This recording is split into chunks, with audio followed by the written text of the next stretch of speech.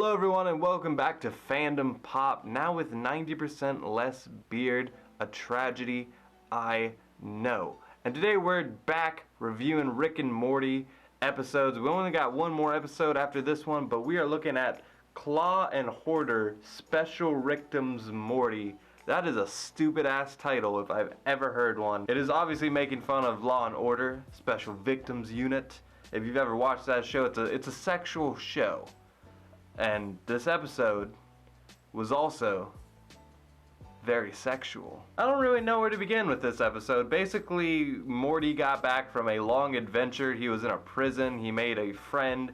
The friend's brain blew up, and then Morty, in a urge of confidence, he was like, no, you said if I did this, I would get a dragon. I want my dragon. And Rick's like, I'm not gonna give you a fucking dragon, but lo and behold, Beth comes to Morty's aid, and Rick will do anything Beth says because that's his daughter, that's his kryptonite, so is what it is. And throughout the episode, basically, Morty soul bonds with the dragon. They fly around for a while, they get kind of sick of each other, and then Rick kind of has his own little adventure with the dragon. They do a lot of drugs, and then they fly around some more, and they listen to a lot of Future, a lot of Mask Off, Molly Percocets and all that good shit.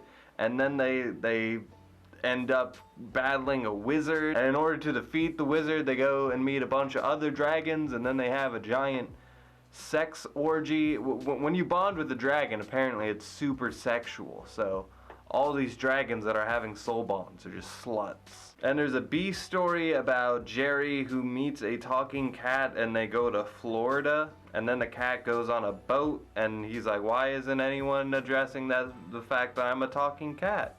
And then he gets kicked off the boat, and eventually Rick picks up Jerry and the cat, and they find out why it can talk, and it literally is so disgusting that Rick erases Jerry's mind. Call back to Morty's mind blowers. But after the final showdown between dragons and wizards and scientists and Mortys, once the dust settles, they all go back to business, and once they return home, the large dragon wants to continue the sexual soul bonding relationship that he began with Morty, and he's not into it anymore. Apparently he doesn't want to have weird bond soul orgies anymore. And then he's like, come on man, just let me bond, let me suck your dick. And then Morty's like, nah, I'm not into it. And so the dragon flies away, never to be seen again, until the after credits scene where he meets the rogue cat who can talk. It's a match made in heaven. So yeah, that's a weird fucking episode to describe. This episode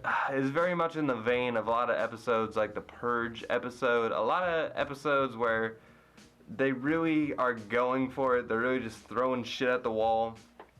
They still have a lot of parody. This is obviously making fun of 1,000 like D&D and high fantasy tropes. It does a lot of good parodying that. I want my light back on my screen. There we go. It does a good job parodying all that stuff, and I had like fun with it. There's a lot of funny gags.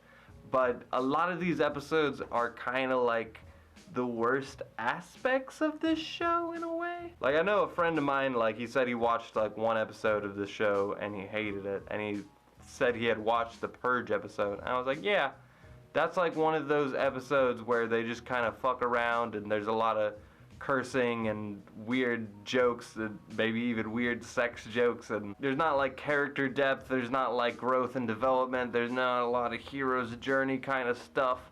It's a lot of gags, and yeah, this episode was a lot of gags. And that's not to say I don't like these episodes. I like the idea of Rick flying on a dragon with, you know, bloodshot eyes and everything. That's cool, that's fun. I like the idea of Summer shooting a bow and arrow out of her butt and stuff like that. It's funny.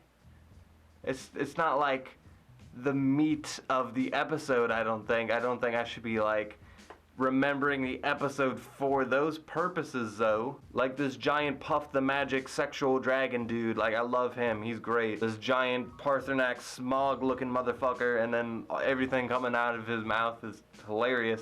I love that.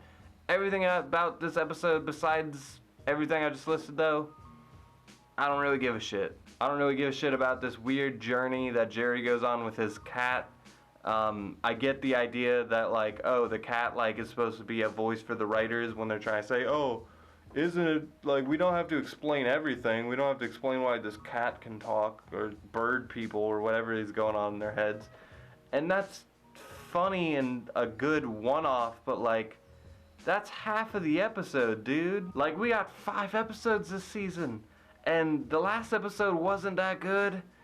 And then this episode was kind of alright, so I'm just kind of like, oh shit, is it gonna get back up there in quality anytime soon? I guess we'll see with the last episode, but as for right now, this episode was alright. I don't think this would be a classic episode. This is definitely lower tier Rick and Morty content, but that's not to say I didn't have a fun time with it. It's one of those episodes that, like, if you put on the background, it would, you know, it's not that bad, but it's not like one of those episodes where you gotta sit down with your buddies and you gotta show them that funny-ass Rick and Morty episode. No, it's an alright episode. It's a good transition episode. Not something I should have spent, like, an hour of my day hyping up and, like, getting ready for, and then I'm just deflated by the end of it. So that's why I thought of Rick and Morty Season 4, Episode 4, Claw and Hoarder Special Rickdom's Morty. Not as good as it could have been, but we'll see if the season turns around with that finale. I'll see you guys in the next video, probably talking about that, and until next time, thank you so much for watching, and with that, I leave you.